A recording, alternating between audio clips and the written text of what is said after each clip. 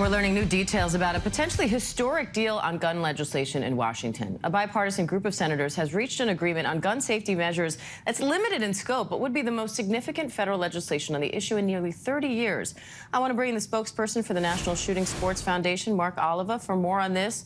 Mark, thanks for being here. You know, senators reached this deal, but they still have to work out the fine print, and that's something Republicans are keeping a very close eye on. What are some of the potential sticking points you're looking out for there?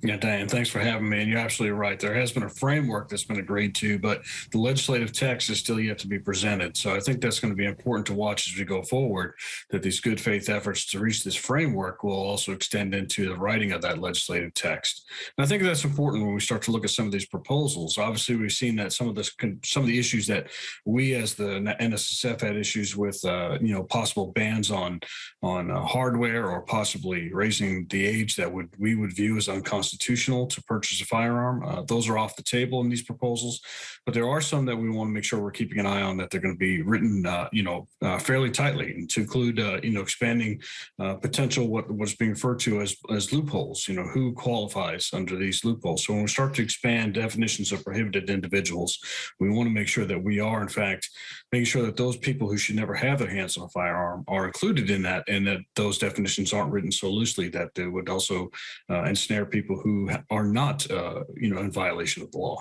Now, in a statement released over the weekend, these lawmakers that made this deal said the agreement includes, and just a few examples, includes expanded background checks, and funding for school safety and mental health, incentives for states to strengthen red flag laws. But it doesn't include, for example, a ban on assault weapons, which we know, Democrats have been pushing for, and some other measures like that. So what do you think about where these discussions have landed so far?